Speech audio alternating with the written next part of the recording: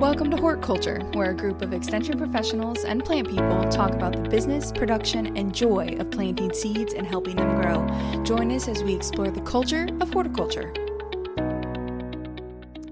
Well, it is a warm but windy day here in the bluegrass, and with the warmth, as I stare at my desk, there are some creepy crawlies coming out of the woodwork. I don't know if it's the actual woodwork. It's probably just, It's not like coworkers, correct? No, it is the Asian lady beetle who has decided it's warm enough to leave my home and to go back outside. And I keep looking around and finding a new one. Has anybody else been experiencing this, or is it just me and my bad housekeeping? They also have friends like the brown marmorated stink bug that is We've also seen joining those, them, like in my yeah. house. Not yet. I'm sure they're here. They're probably like feeding on all my houseplants right now. So we have a nice mixture of the Asian lady beetles, brown marmorated stink bugs, and I assume the cluster flies. Oh yeah, a few of that those, are all yeah, together wanting to get outside. I think they're all friends in my basement that I currently am recording from. Is they've all made friends, and maybe a centipede or two, and a cricket occasionally. The 3 musketeers of invasive species. The box elder bug.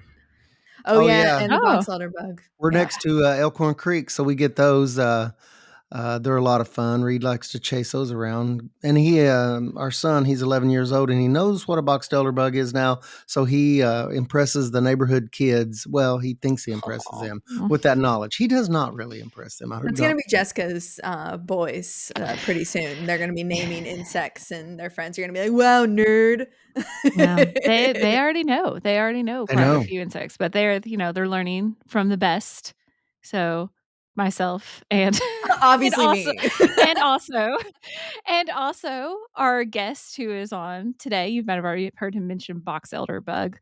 Today we have Dr. Ric Bessin, and just to get that out of the way, that he is my father-in-law, but he is the UK extension specialist for entomology for the last 34 years at UK.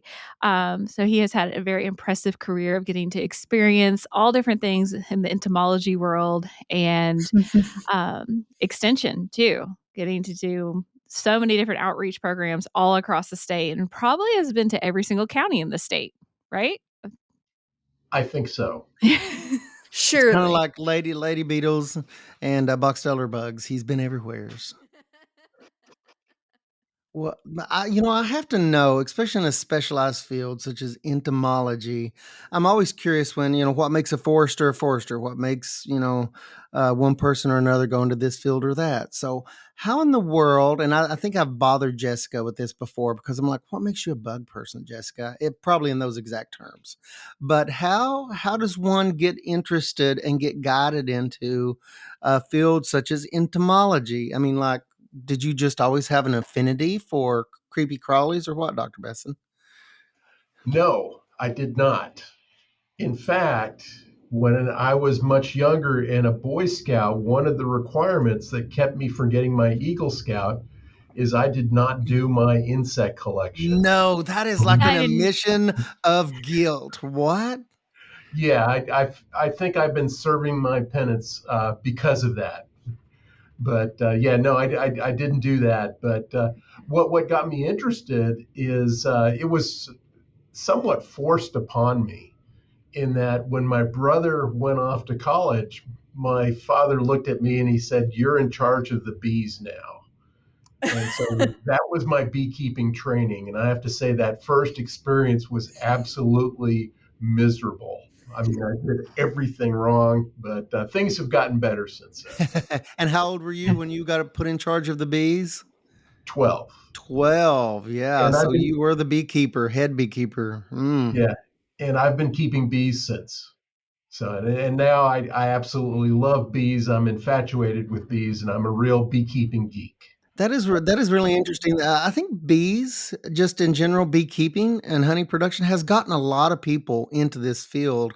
And I mean, there's just so much lore and there's just such an attraction. I don't know what it is about beekeeping, but it's something super special that has had such an impact on so many people. And I've talked to so many entomologists, on a national level, when you go to national meetings or even a state level, people that have went into this field and they mention beekeeping. So yeah, that's super interesting. But Jessica, you looked a little shocked when he said he had not completed that. I did not know that you did not complete your insect collection, but you sure have Yeah, made up for it over the years, because I know you have like several insect collections now that you have there on campus and personally. So, but that was very surprising to me.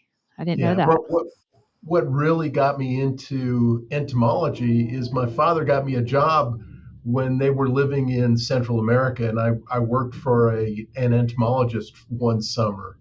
And I think during that summer, I pinned 12,000 different insects Oh, wow. Wow. for a collection. So 12,000. And that was for you were collecting for a project or just because you had gotten into it? it was a company down there, and they wanted a synoptic insect collection of all the insects in the area. Wow. I bet you Yeah. saw some really cool things though. Yeah, a lot of really, really cool things. Well, it sort of set the hook in me becoming an entomologist. And then eventually trying to bring insects back into the country, right? Every time you go to visit, because I actually have one of these right here that Oh yeah. that Rick Oh. brought me back from one of his trips to South America. So He was bringing them in legally. Okay, let's be very specific here for our legally, listeners. There's processes to He was these things, not people. trafficking in butterflies. insects and butterflies. Just Although expounding the knowledge. you have been accused of releasing invasive insects in your career, have you not? I have. I Uh, have never told and, anybody that, just to clear it up, Alexis. I've never told anybody that. and it was one of the insects you start off the program with, this Asian lady beetle that gets into homes. That when this first came into Kentucky and it was spreading across the state, we were getting many different types of complaints. People would complain that one dropped in their bowl of cereal in the morning, and so they had to send us an email. Or what one crawled into someone's nose, and we got an email. Or one person sent me a handwritten note saying that they had seen my planes, helicopters, and vans releasing them in eastern Kentucky as turkey food, and it was a threatening letter. I And feel like it was that's your like fleet Men of in planes. Black. It was Like- your fleet of planes, personally, your fleet of planes, Mhm. yes. That's what you're doing in your free time, right? Just dropping. If I had a plane or a helicopter, I wouldn't use it to release beetles. It seems like there were some related accusations. The beetles fed the snakes and the turkeys populated, and then coyotes and wolves came in. There was this whole ecosystem destruction theory behind this back in the day, that one thing fed another and then it fed another. And yeah, so that's unbelievable. That's pretty crazy. I figured during your tenure here at the university, you've seen some things. So I know that you Yeah. must be full of interesting stories, having worked with an extension service, especially a university, for that long a period of time. Well, what one interesting thing working in agriculture is no 2 years are the same. Yeah, So I believe it. every year brings its own set of things that are going on. I think, and this is the entomology geek in me talking, that we got a great year coming up. We have the big emergence of the 17-year cicada, and That's interesting. That's a benchmark for you. A great year based on the cicada emergence. That's awesome. Yeah, love it. Love it. yeah, and so we have brood 14 of the 17-year cicada. Well, if you look back in time, 2 generations, that was 1991, and that was the year that I got my position here at UK. And I got to see them, and I got to work with them. I got to do some testing with them. And when you really think about it, I was working with the grandparents of the ones coming out this year. I mean, there's only 2 generations How does ago. that make you feel? Yeah. Well, it makes me feel younger. To There see you the go. kids, Yeah. to see the kids That's a good growing way to up think the way about they it. have. Yeah. My goodness. Yeah. And to mark your time with cicada emergences. Very interesting. Very Yeah, I was Not gonna cool. surprising, but interesting. most of us are on a base 10 number system, but you're kind of on Yeah, like a base 17 number system. yeah. That It's an integer of I think 17. next time somebody asks me how old I am this year, I'm just gonna be like, I'm 2 cicada emergence old. Yes, So it's gonna become a thing. We're not gonna do that. We're gonna skip over lady beetles and we're gonna go straight into cicadas. But it's sort of cool with the cicada because when you think about it, their generation time is better than half the human generation time. I mean, there are kids in high school that have never experienced Mm. a cicada emergence. Right. Yeah. It's I'm really excited almost, for it, but that's just, the bug person in me. So this is the big one, huh? This is the big one. well, so this is we asked Jonathan Larson this. Are you a cicadivore? Do you partake? knowingly no. he just Yeah, goes outside and munches them. yeah, riding my bike with my mouth open, maybe, but Yeah, we got on a whole tangent with him Recipes. about recipes. Yes, and I did not know that was a thing, but it became fascinating. I couldn't let it go. And if you're allergic to shellfish, please do not eat them. Or cockroaches. yes. For those of you who indulge Or in the you have taste cockroach. buds. Don't eat them. Don't eat them. But I've had people tell me, a little bit of butter and some garlic and sauteing them. And, Oh, no, that's not fair. You could deep fry or do that process you just mentioned to anything and eat it. That is not fair. Yes, but a little bit of salt. And, you have to season them properly. Like a good crunchy thing. I mean, I'm not opposed. well, then on a future episode, folks, you heard Alexis just commit to that episode where she eats cicadas live on camera. I mean, if they're buttered, salted, and sauteed, it's fine. I'm cool. I'm good. Mid-May we can work that out. I like this. I like where this is Sounds going like a we lot. need to put it on the calendar. Have a special. Celebrating my second cicada. Actually, I was not quite in the universe in May of 1991.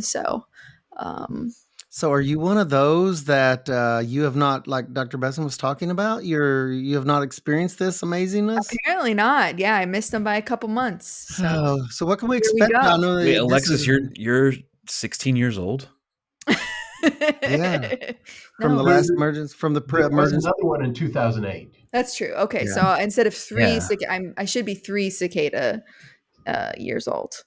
3 cicada emergence. We have to get used to this new This is your third universal one. system of Yeah. cicada. Yeah, Yeah. figuring out how Yeah. old we are by cicadas. Because there was Yeah. another emergence last year, correct? That was the 14-year cicada. No, that was a 17-year and a 13-year, Okay. and it made a lot of media coverage Yes. nationwide because we had 2 different broods Mm. Yeah. emerging at the same time in the same place. And you think about it mathematically, a 13-year brood and a 17-year brood synchronizing, and the math is daunting. Are we going to see more cicadas this time around based on this emergence than then? Probably. Yeah, Yeah. it's the central and eastern part of the state. Gotcha. If you draw a line between Henderson and Hopkinsville, west of that, you probably will not see them. East of that, there's a good chance that at least somewhere in your county, there's going to be a big emergence. They're not county-wide, but they're pockets within counties. Have you ever talked to anyone that was totally unprepared and called you not in a panic? I don't want to say. Yeah. Have you ever been contacted by anyone just really in a state over these, not expecting them, or have you ever received any phone calls like that? With the periodical cicada, no, but there have been other insects that have shown up that people are freaked out about. This seems like good stuff. Yeah, like what? Yeah. Well, just a couple of years ago, I think it was 3 years ago when we had the big fall armyworm. Yeah. Oh yeah. And they just In fact, I went out on a home visit with Alexis, and there were other pictures where people would have an outdoor swimming pool, and there would be thousands of egg masses on this swimming pool. And people's porch lights being, inundated with moths at night and things like that. So, uh, That was a wild time because some people were getting, like, Hmm. very upset how my yard is completely destroyed, but my neighbor's yard is fine. Why are they eating my yard, right? And not my neighbors. I don't know, man. Well, they reached their full, they Yeah. filled their bellies and they were done time they got to your neighbors, right? Sorry. You left your porch light on, and there they were. You drew them in. You drew 'em right in. They saw the Navy and Marine Corps flag out front and said, "This is not Don't a front." don't want Don't to tread fool Little on one. my rivalry, lawn. the Yep. army worms.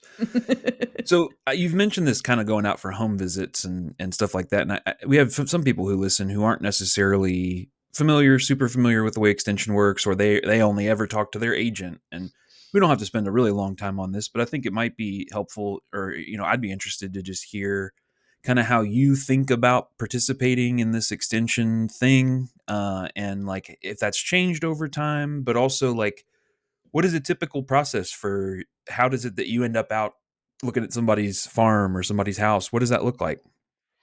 yeah, and so extension has changed over time. Extension will change in the future. Technology has really affected extension. We need to use technology to become more efficient, to help people to greater extent. Now, in terms of my philosophy on extension, I've always thought of extension as a two-way street. Hmm. That not only do we send information out, but when there are interesting things that are going on out there, and we hear about things that we want to see, we go out and make visits, not only to help people, but also to learn. And so years ago, when I went out with Alexis, that was right at the start of that fall armyworm infestation, and going out to make sure what it was, what we were saying, and making sure our messages were on target. So I learn when I go out on these visits, and I also give people information for this. And so, yeah, I think it needs to be a two-way street. And I'd say cameras and things. You mentioned technology. Uh, I'm sure processes. I mean, you probably came in at. I came in at a time of extension almost 30 years ago. Like email was just becoming a thing, and now it's a little bit easier, isn't it, for people to snap a very high quality picture and get to you. So you've probably seen some process changes in the way we do things, even though we're very hands on. Things change over time. That's a great point. Yeah, I remember when I first started in extension. Yes, we had email, but our computers had dial-up modems. You get the sound of the 14.4 kbaud modem The connected, original, yeah. and hoping that it would connect. And so, things have gotten a lot more efficient. Yeah. Everyone Yeah, I used to think have to go ahead, Brett. well, I was just going to say the thing that I think is really cool just about the way that this works is that at least in Kentucky it still works this way, that you in your county you have this person you can go and ask a question to, and and many times they're going to know the answer. So if you have some insect issue and they've seen it a million times, they're going to tell you, but they might say, let me talk to some people and get back with you. And that's an opportunity for them to talk with you. It's just this really neat way of sharing information and sharing science with the public. And I just think that that campus county connection sometimes is not, people don't necessarily understand that, like, yeah, I'm Mhm. going to go talk to this professor on campus who has a really, really strong knowledge about this thing and then bring it back to you. And I just think that that's really cool. And obviously we lean pretty heavily into the technology and the ability to do that, but it could very well be that if you've gone to your extension office and asked for a issue with some sort of insect, that maybe your extension agent actually went and talked with Rick and got some information. I just think that that connection of how we all fit together is something that I want people to see and understand, because we don't keep these things around unless we appreciate them and value them. So And even as on the inside of the service, as a county extension agent, I'm county based now. That was my first question. I remember distinctly coming into extension, and my first question was, because I was like, oh gosh, I didn't have a connected computer at the time. I said, who am I going to lean on when I don't know the answer? Because I quickly realized in extension that I'm not going to know the answer to everything. Big shocker. But it was because of people like Dr. Bess and Dr. Townsend, all the animal science specialist and all the other fields. That's what kind of kept me in extension that first 6 months was their availability. But it literally took an entire organization to raise me and keep me from floundering around terribly. But they were always just a phone call away. But if it wasn't for people like yourself, Dr. Besson, I would not have made it a month, because that was my number one concern. What if somebody asks me about this weird spider and I don't know what it is? I'm going to need some help with that. But I was assured from day one, from the dean and director of extension at the time, that we had plenty of on campus support. And that has always been incredibly important to me. Not only then, but it continues to be very, very important to me. Having that relationship, that when I don't know what's going on or the situation's beyond me, having help, from on campus. And that, Brett, that's like you said, that's part of the beauty of our system. Yeah, and none of us knows everything. I don't know everything about insects. See, Alexis, And true. What? I just offered to eat Alexis thought cicadas. she was Why the are you first picking one. on me? Alexis thought she was the first one who knew everything. It's just her day, yeah. but Rick saying no. But part of extension is being able to give people timely answers, responding quickly to them. And one of the great things to teach new agents is to say, no, I don't know that answer, but I can get that answer for you. And let them know you're responding to them and you're working on it. Yeah. I was just going to show you one thing, just to show you how technology has changed. And we were talking about cicadas earlier. Back in 1991, this was my map of where the hot spots were with the brood 14 of the cicada. So you can see that. Is that hand colored? That's I love hand that. colored. Yeah. Hey, So that was I love that you high still tech. have that. for people who are That's amazing. listening and not seeing, it's this printed out picture of blank, counties of Kentucky colored in with like markers, and there's browns and reds and oranges. Yeah, the OG. And those were Physical county media. agents at the time that responded to my request where this cicada was showing up in that year. Yeah, that I is. have a question. Cool. Are you going to plan a party where we get to all go out and scream with the cicadas? Because I feel like a lot of us need that right now. So I'm just saying, like, maybe a program you want to offer this year. Well, I'm in Fayette County, and I have to say I did not see a lot of cicadas in Fayette County the last two times this emerged, and they tend to show up in the exact same places. Tended to be the very south end of the county. And if I just showed up in someone's doorstep and started screaming, I'm not sure what the outcome would be. We could go to a park. I mean, go to an extension office There somewhere. has to be a location we can do this at. It would only be weird if you grabbed onto the side of a tree and shed your skin. That would be strange. But everything else is fine. Everything else is fine. He has no comment. I respond to that. Yeah, we definitely took a turn there. It felt very Men in Black there for a second. Yeah, that vibe to it. I mean, the entomology really is. I have a big appreciation for that and people that are involved with that once again over the years, because I mean it's pretty incredible. And I'm almost afraid to ask someone with your experience and your scope of work. I'm almost afraid to ask, what is your most interesting phone calls or your an interesting memory over the years? Because I'm sure you have some good ones that you could put down on paper. Okay, I have one, and it's not directly insect related. Okay. It's okay. So I was going down to South Central Kentucky to this plainclothes community. A community where they don't have power and cars and things like that. And it was to work with sugarcane aphid on sweet sorghum. It was just devastating down there. And, I went down there a number of times. We did some research trials and all that. That's work related stuff. But at one point, a group of kids were showing me they were releasing these pigeons, and the pigeons were flying over their barns. And then they would just sort of seize up and tumble down in the air and then fly again after about dropping 100 feet. And I said, what are those? And they said, oh, these are tumbling pigeons. And I said, they're really cool. And we talked about it for a little while. Then I said, oh, well, we don't have any tumbling pigeons in our neighborhood, but my neighbor has homing pigeons.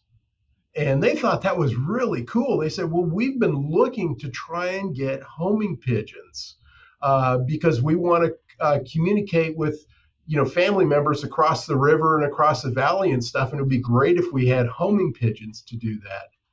And so I said, well, let me ask my neighbor. And he gave me 8 homing pigeons. I went down there on a Saturday with my personal vehicle. I dropped off 8 homing pigeons to this community, and they really like it. They're breeding them up, and they're still using them.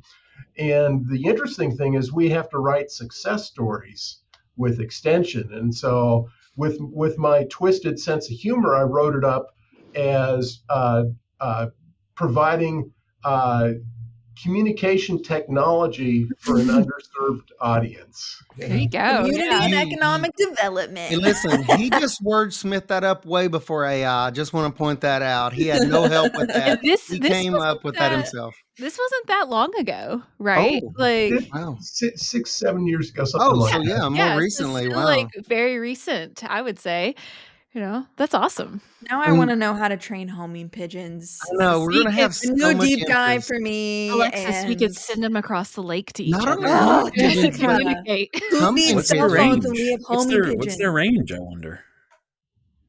I know they have races with homing pigeons that go 100 miles or more. Oh Oh, my! we could totally communicate with humming pigeons then. Listen, Well, this is I was changing curious. the game. I don't know what this is about my personality, but I was more curious about the tumbling pigeons than the homing pigeons. And You're talking about like the just drop velocity. What's the velocity of yeah. a tumbling pigeon? Yeah. So I just briefly looked in it because I was curious. Is it It's like the Monty Python in you, Brett. I know. like the It is. myotonic goats? The fainting goats. That it's not like Yeah. that. It's like part of their flying strategy is that they don't drop. It's not like they're ate. passing out per se. To avoid predators, right? Yeah. Yeah, I guess so. Hawks. Does it have like a rock dove or something like that? Oh. Anyway. So, Yeah, I mean, I'm Things you more learn interested from in an the thing just entomologist. dropping Yeah. from the sky than communicating with other people. I was like, how do they survive the fall when they hit the ground? So, okay, I was way off base on that, but my goodness, that was an interesting kind of related story. Yeah, that you kind of went out, and then sometimes these site visits they take a turn, don't they? You go and look at one thing and end up discussing or doing another. Yeah, that's not unheard of in extension.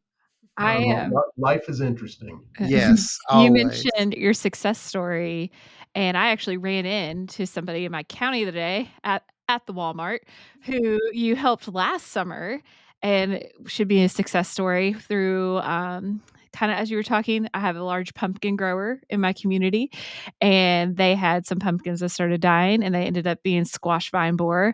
But what you were able to do as another part of like your job because you have graduate students often, right? You have I don't even know how many graduate students you've had over the years, but they were able to come out and do trapping. So then you could tell that grower exactly when the squash vine borers were active and spray. And he didn't lose any pumpkins this last year.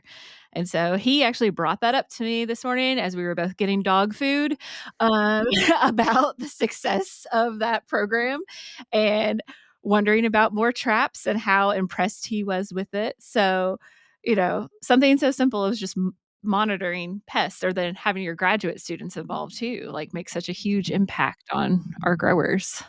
Well, I have another, what I think is a funny anecdote. You all may have to edit this out of the podcast. Oh, this is the good content. Yeah. But I had to have a procedure done in the hospital. And they wheel me into the room. I'm in my gown and all that. And I meet the doctor for the first time, and she's wearing this mask. And I can tell she just has the biggest smile underneath the mask. I can tell in her eyes, she's really smiling. And she goes, "I know you." She says it again. She goes, "I know you. You're Dr. Besson."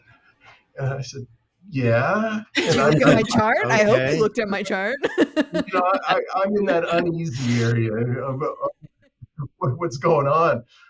And she goes, "I met you at the fruit and vegetable conference last year, and I asked a question during your session." And my only response was, "Did I give you a good answer?" And the doctor remembered that. I mean, And really. and she said yes. I was like, okay, I'm comfortable to proceed then. Oh yeah. Before you Let's. cut me open, I need to know if you're mad at me. Yeah, we need to know if you had a great outcome because I want a great outcome. That feels like Yes. a meme. Like every time you see your doctor, you just be like, "Are you mad at me?" Yeah, one of the issues with extension is just that we never know. Like in the county that we're in, it's sometimes hard to Mhm. know who Yeah, you've I reached know and what I kind of know you impact. is a very scary opening. Can be Mm. very I know you. Good. Yes, Yes. like I Oh, know you, but I can't even imagine on a favorably state or level. Especially when you're in a vulnerable position. yeah, Yes, Right. definitely. yeah, So I have a He's like, question. If "My gown was open in the back, yes. It's so." like I felt the breeze. I'm sorry for those I may have offended. if you could after these years of spending time interacting with people, if there was a piece of information, basic information that you think you could snap your fingers and put in everyone's head that they would now know this as factual, that maybe would prevent confusion, it would prevent worry, it would prevent phone calls, it would prevent everything else. What would that be? And we're talking about to clientele. Yeah, and Uh, specifically about insects. Not doesn't have to be about like a philosophical question about life. and yeah, so with insects, and this is one of the things I really try and impress on people. I impress with agents and other people in that, always the first step to resolving a problem with insects, and it's same with diseases or fertility or anything else.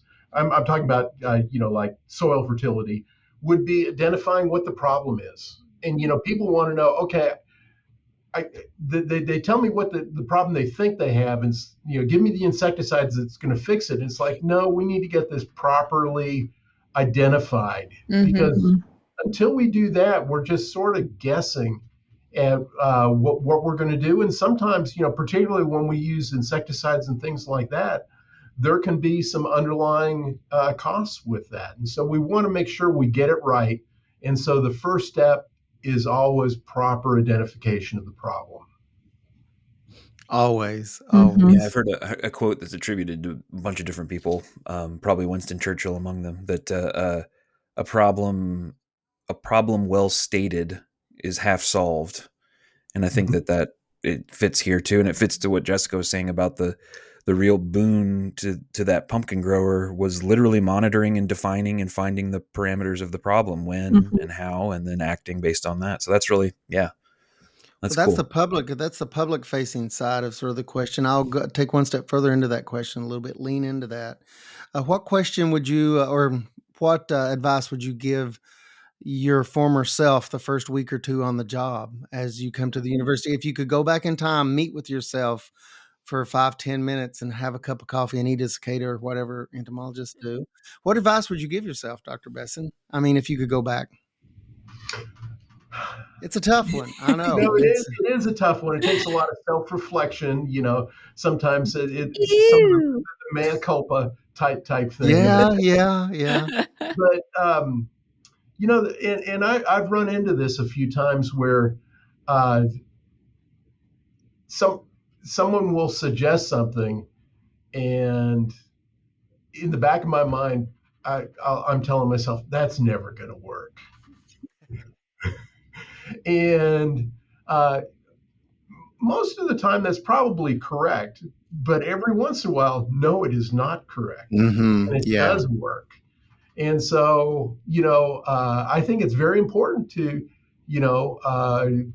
force yourself to keep an open mind. And sometimes you think Oh, that's a good one. you know the answer and you know the solutions, but until you have evidence, Mhm. that it's just a guess until that the data or the evidence is out there to support that. Yeah, you sort of touched on that earlier. That's perfect because when you made the comment about you love the connection, like going out into the field and you learn from them, they learn from you. That sort of comes full circle with the statement that you just now made, and that's true. You don't want to just jump straight ahead, give someone an answer, and roll out. Sometimes it's not that easy, and sometimes you're the one learning. Yeah, that's a great insight. That's a great insight. And you should share a little bit about your background. That's very interesting. That I think most people find interesting is that data is really important to you because you have your master's in statistics, right? before going into entomology. But But it, like you said, insects were always a part of your life because you were taking care of them in different countries as well.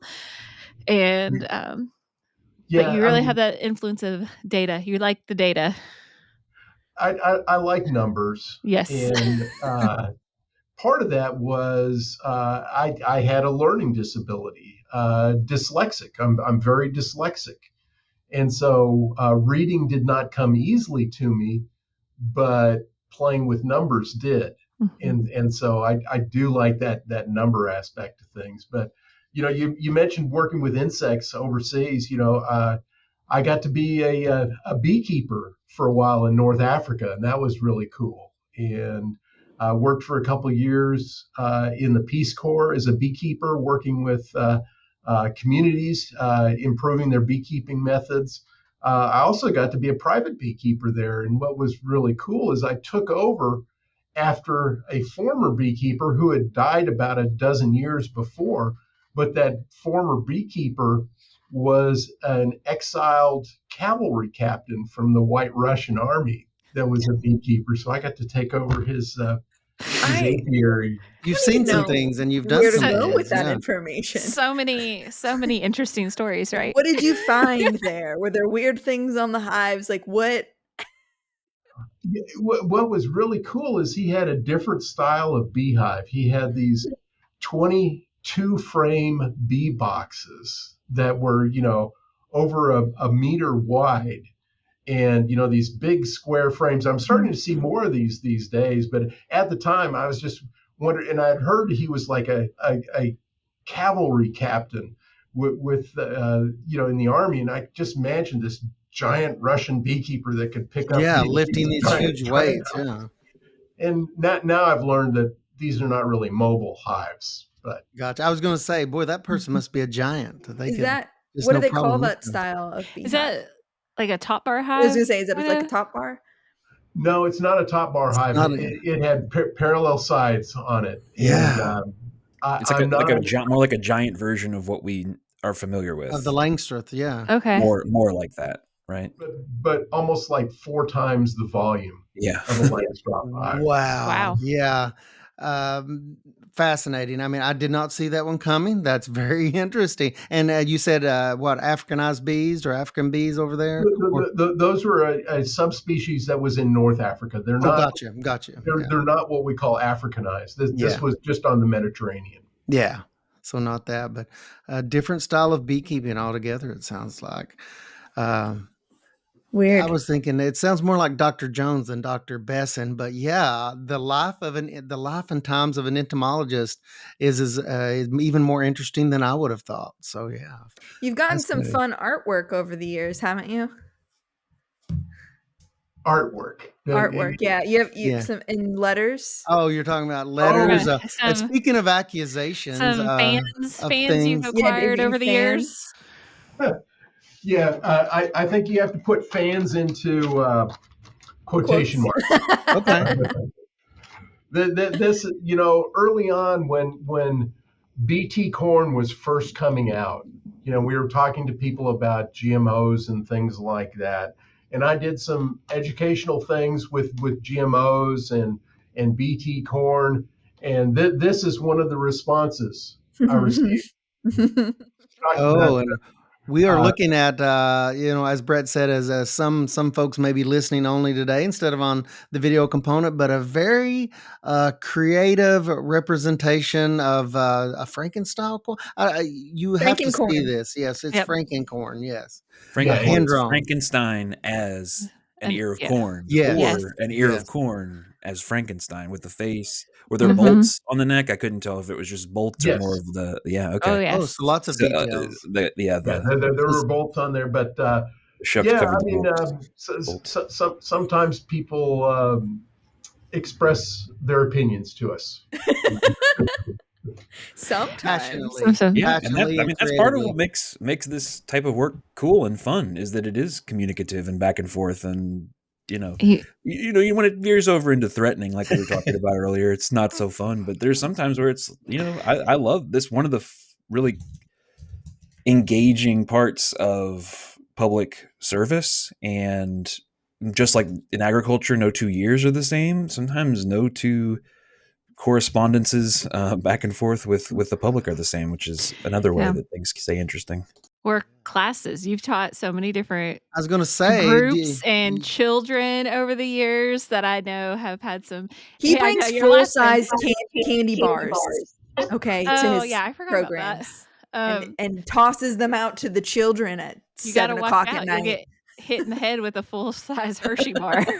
Actually, that is one moment that I remember clearly, and I really like that moment. We were doing a beekeeping class for introductory beekeepers, and I had some slides in there where I asked questions in the middle of my talk and just see who can answer the question. If they get it right, I throw them a full-size candy bar.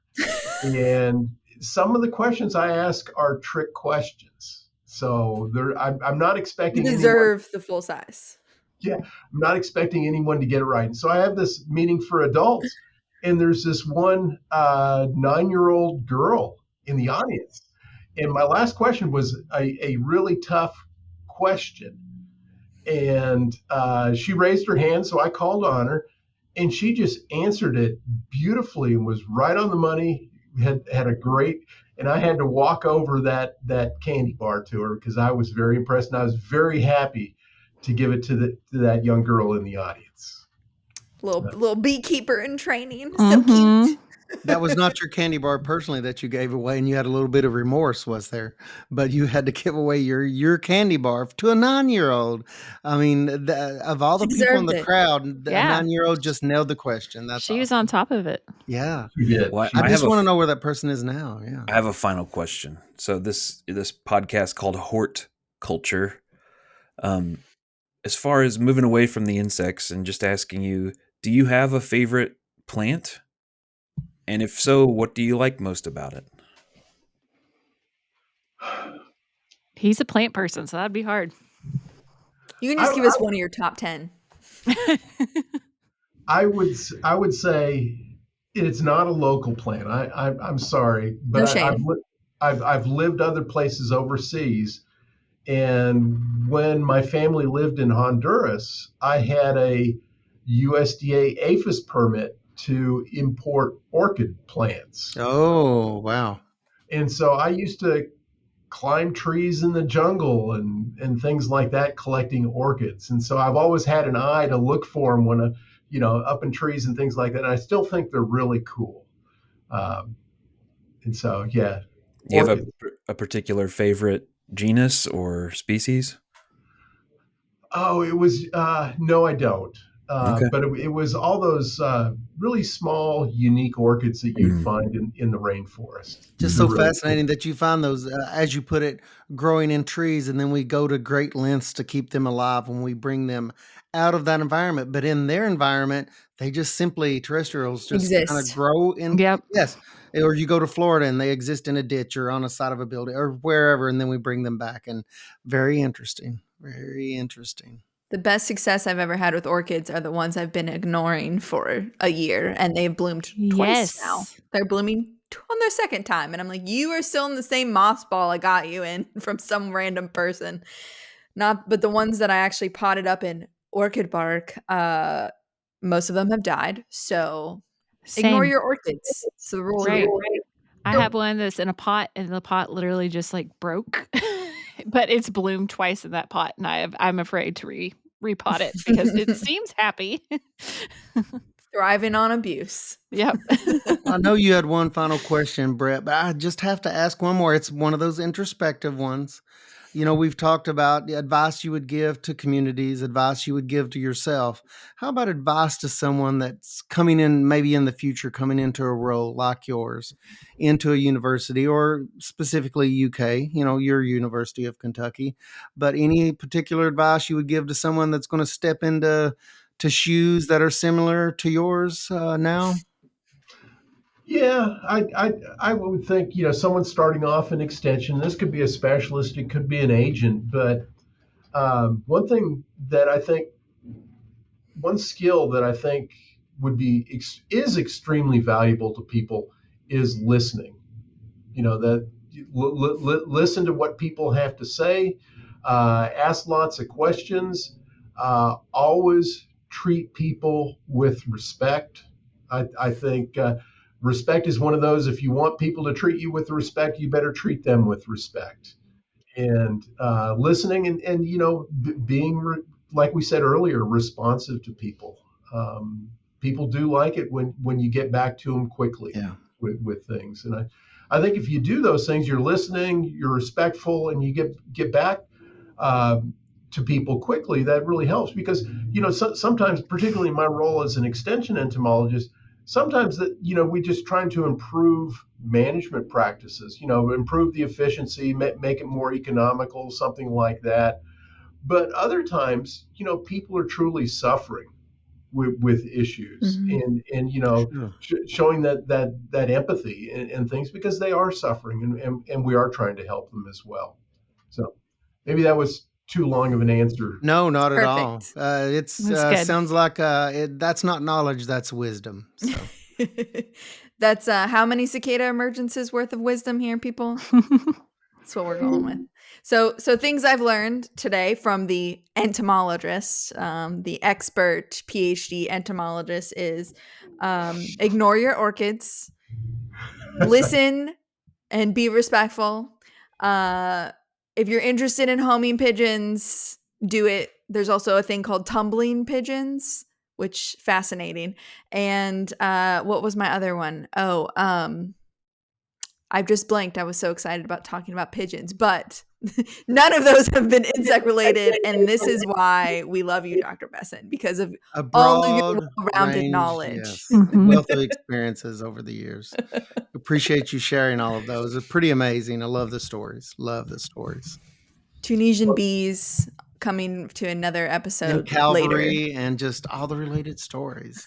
Orchids, climbing trees and getting orchids. It's going to be real hard to top that. And I'm glad I'm not the next guest or the next person talking because how do you top Or like, your grandkids, like the coolest yeah, stories you get to tell them. When I was your age, I was Right. climbing trees, getting orchids, and selling them to the US through USDA. Like, what? yeah, shipping nationally or yeah, just It's fine. amazing. I got one final story.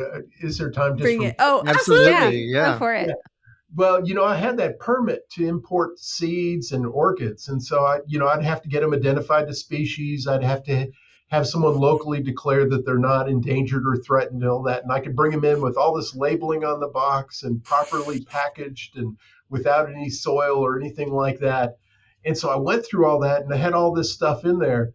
But I also had a box of pinned insects in my luggage, and so when I get to Customs and Border Control, they open up my suitcase. They find this pinned box of insects, which was not regulated at all. And they call everyone over. They're looking at the different bugs in the box. And I said, "Well, I also have this box over here. You need to clear that." And it's like, "Oh, that's fine."